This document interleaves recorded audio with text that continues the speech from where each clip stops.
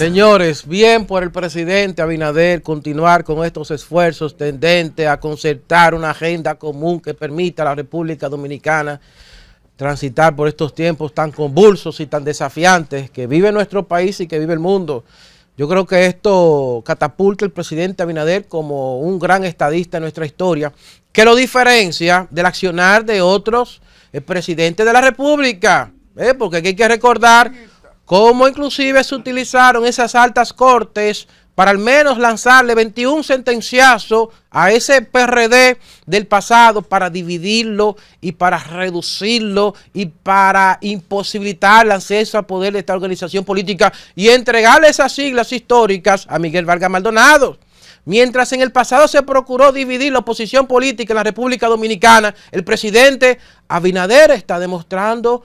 que pretende procurar apoyar esa oposición política, para que se fortalezca esa oposición política, pero para que sobre todo el oficialismo y esas organizaciones que representan las primeras,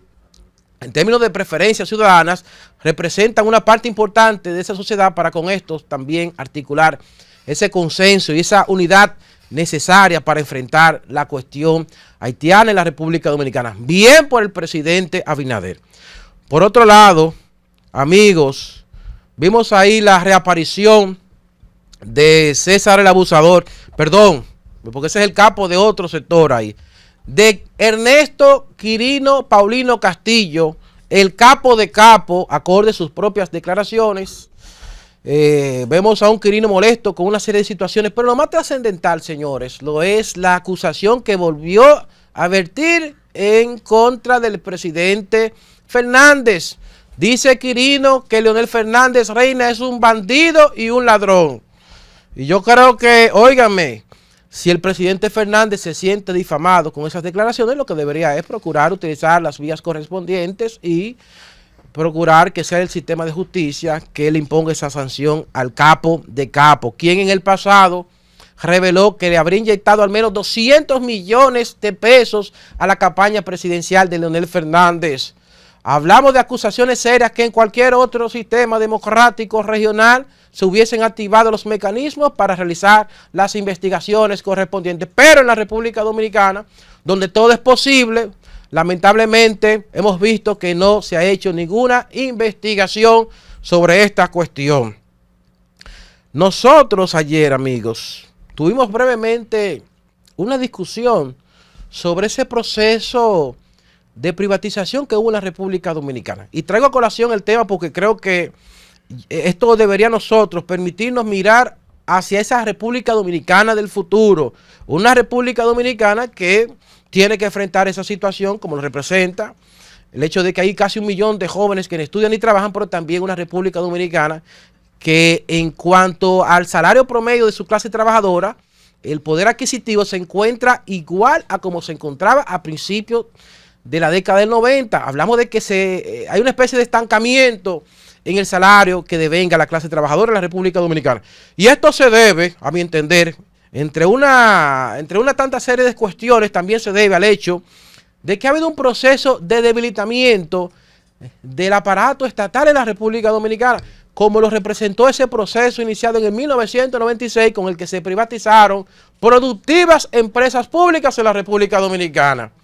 ¿Y por qué yo hago el señalamiento de que eran productivas empresas públicas en la República Dominicana? Porque se esgrime el alegato de que eran empresas improductivas, por lo que se justificaba que el Estado se desprendiese de ellas y la vendiera o la empeñase al capital privado. Lo cual es totalmente falso, señores. Totalmente falso. No eran empresas improductivas, eran empresas que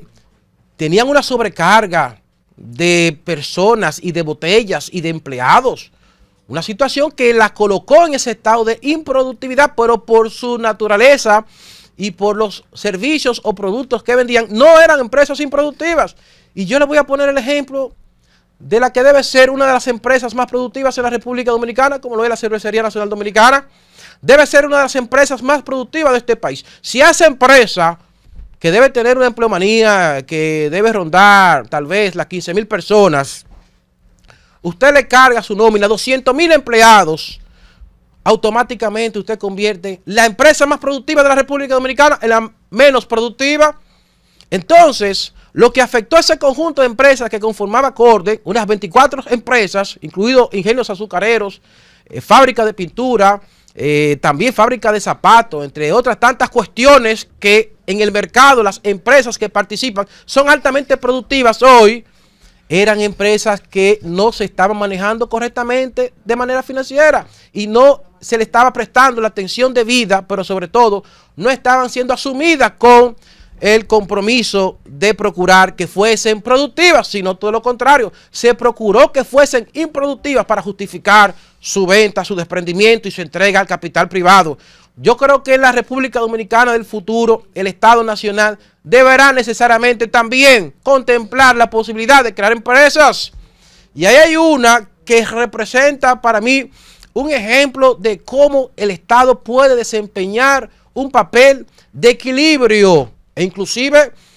un papel para contribuir a mejorar materialmente las condiciones de vida de la gente, y lo es el Banco de Reserva, que ese banco que es del Estado es el que mejor paga en el sistema financiero de la República Dominicana. Quien entra a trabajar en ese banco tiene altas posibilidades de escalar y de movilizarse en la pirámide social en la República Dominicana, pero por igual hubiese ocurrido en esas empresas que fueron privatizadas si en vez de venderlas y cederlas se hubiese procurado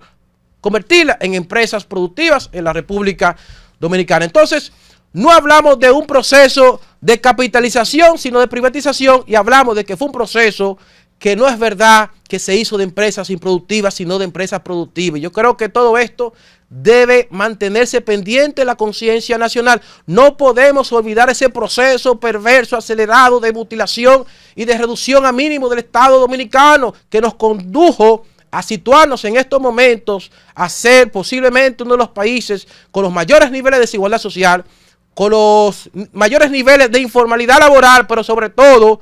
con una cantidad importante de jóvenes que ni estudian ni trabajan porque no encuentran en el mercado laboral los espacios donde potencializar sus conocimientos y capacidades, producto de ese proceso que se inició de mutilación, de debilitamiento y de reducción de espacios que hubiese permitido hoy a esos jóvenes encontrar las oportunidades merecidas para concretar sus grandes aspiraciones de vida.